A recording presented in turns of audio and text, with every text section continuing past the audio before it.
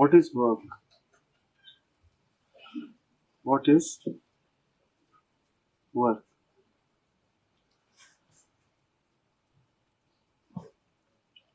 All work involves action.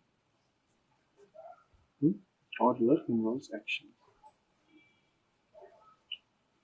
As human beings, we are beings of action. We have limbs, senses, mind, all configured to act.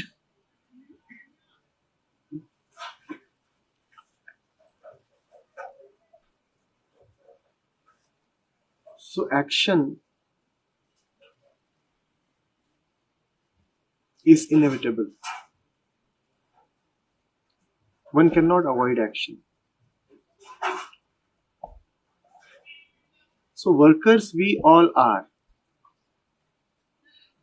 There is nobody who does not work. The one who is professionally working somewhere works.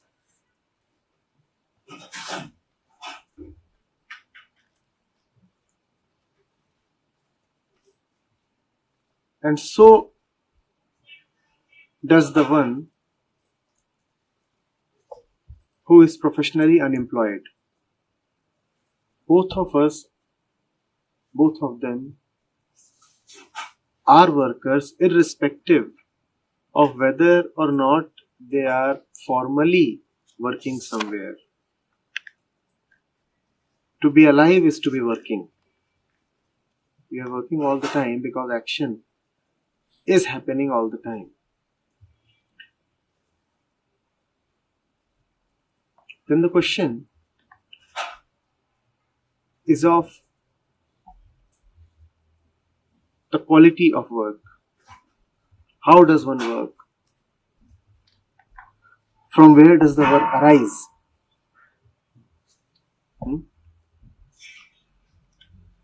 Khalil Gibran takes two images and contrasts them. First image of the man who is working with material, but his work is essentially an expression of his being, his center, his self. He might be working with marble, but actually it is his soul taking shape as marble. Marble is now not only marble. Marble is now not only material. Marble is an expression of what he is. This is work of one kind. And then he says there is another one who looks at soil just as soil. For him, work is something outside of himself. I go somewhere and I work with material. I work with material probably so that I may get some return, some reward.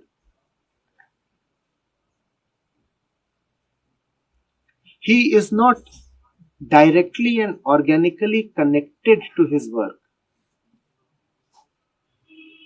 His relationship with work is transactional.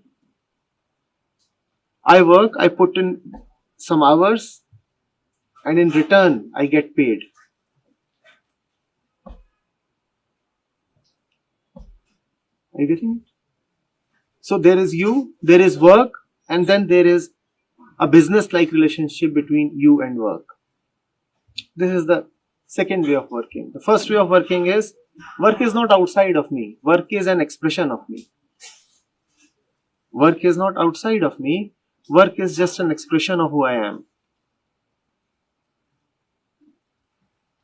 It must be obvious where Khalil Gibran is standing.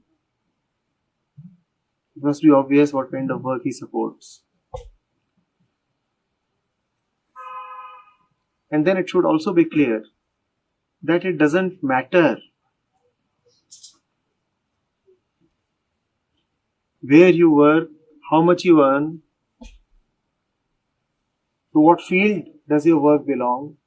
What matters is whether or not the work is arising from the depth of your heart. Are you working because working is something you cannot avoid?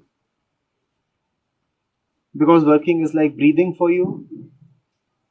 Or are you working because work will provide you with something outside the work?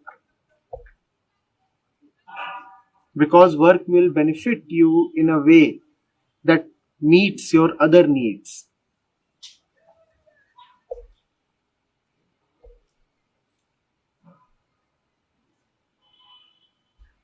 If the first category is where you belong to, then work is sufficient. The return, the reward is contained in the work. If the second category is where you belong to, then work is not sufficient. Then work plus rewards is what you are looking for. When you are saying work and salary outside of work, these are the two things that I am looking for. Work is just a gateway to get the second thing. The salary is not contained in the work. The salary is an output of the work. This is the second way of living. The reward is not in the work. The reward is outside of the work. You finish your work and then you get the reward. You finish the work and then you get the reward. The work is not its own reward. That is the second way of working. This second way of working, work is torture.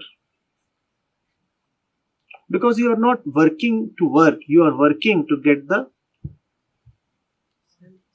reward. Now work is an investment and reward is the output.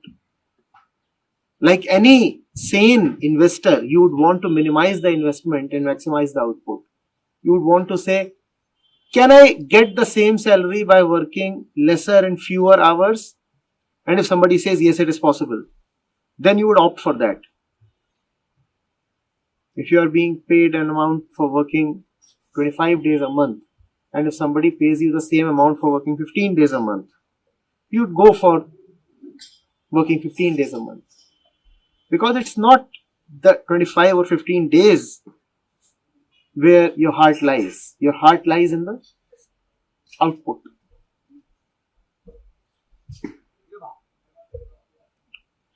Are you getting it? Yes?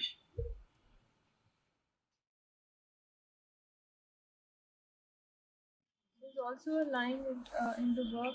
We've been told that work is a curse and labor is a misfortune. It means that usually it is this way for most people. Read it again. Labor is a curse. Work is a curse and labor is a misfortune. Work is a curse and labor is a misfortune. Because work is an investment to get some particular return. If the return is assured, won't you want to minimize the investment? Obviously, then the investment appears like a curse. Investment appears like a loss. Investment appears like a burden. In order to get X thousand rupees, I have to spend Y days working. Now, are these Y days a curse or not? Could you get those X thousand rupees without putting in these Y days? Would you not easily take that option? So, of course, then work and labor are curse and misfortune. They are being extracted by the other. The other is saying, you want these returns, such money, then give me my pound of flesh. Obviously, that appears like a misfortune.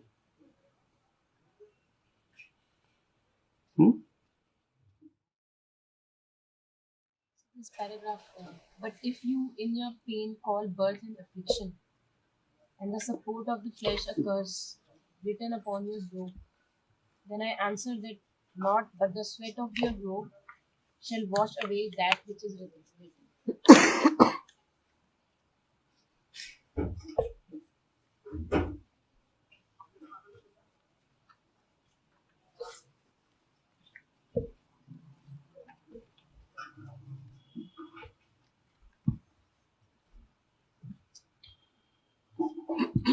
Who is the one who says that life is an affliction? Affliction meaning a disease. Who says that birth and life are a disease? And who says that support of the flesh is a curse? Support of the flesh meaning doing that which supports life. Who does that?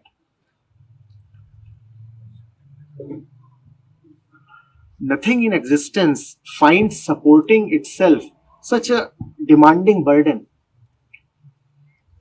It's only man who finds it too much often to support himself. Why? Because other beings support only their biological organism. Man is the only one who has to support his ambitions as well. Man is the only one who has to support his psychological self as well. Then obviously supporting yourself becomes a burden. Then obviously just carrying on with life becomes a burden, because now life is demanding so much. You are not just simply living.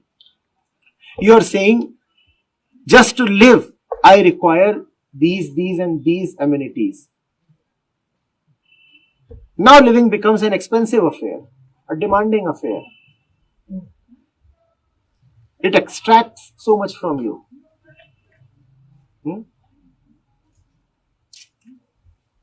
Khalil Gibran is saying, work which appears like a load is certainly work that you have taken upon yourself just to boost your ego. And here boosting your ego does not only mean being ambitious. If you are picking up work because you are afraid, or because you are competitive, or because you are jealous or ambitious, still you are acting from the point of ego.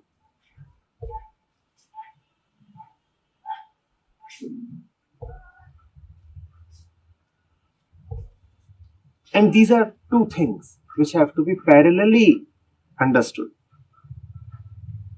One, work cannot be avoided, work is always happening. So one cannot escape away. One cannot say that I want to retire from work. Even if you retire from work, you are working in some other way. And second, the other extreme is when you put yourself so deeply into work that it becomes obvious that so much work cannot be there just to live simply. If so much work is happening, something more than a simple life is at stake. It is your psychological grandeur that is at stake. It is your mental images that is at stake.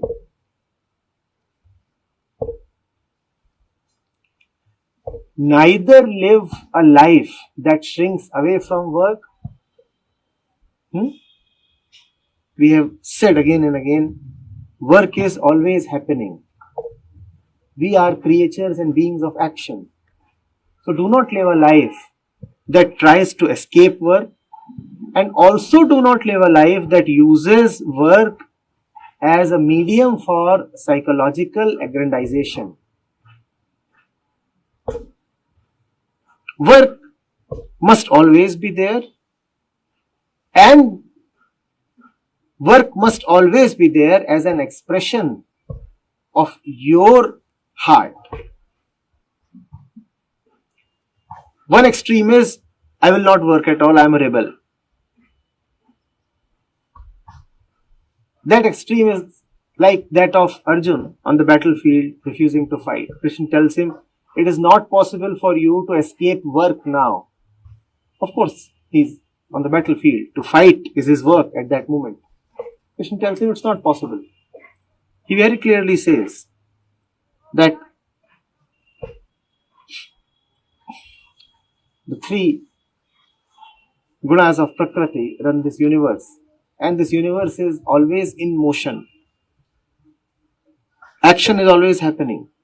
You cannot avoid action. Even avoiding action is just another action. So action will happen. First thing, don't avoid it.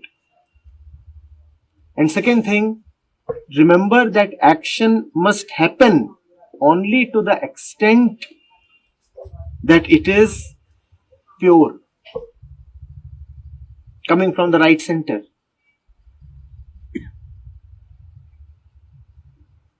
Neither must you say that you will not fight, nor must you say that you are fighting for your own personal sake. So fight and devote the result of fighting to me, Arjun. Krishna is precluding both the possibilities. He is saying it is not possible for you to not to fight, not to work. Fight you would, fight you certainly must. That is one thing. And second thing is, if you think that victory in the war would belong to you, you are mistaken. If you think that you have a right over the fruit of your action, then you are again mistaken. Fight hard and then let what is going to happen, happen. Do not worry about the result. Just say that I did what I had to and I have now devoted the result to you. We live in either of these extremes. You find people who are lazy, who run away from work, who shirk action. Don't you find such people? And on the other extreme, you find people who are addicted to work, workaholics.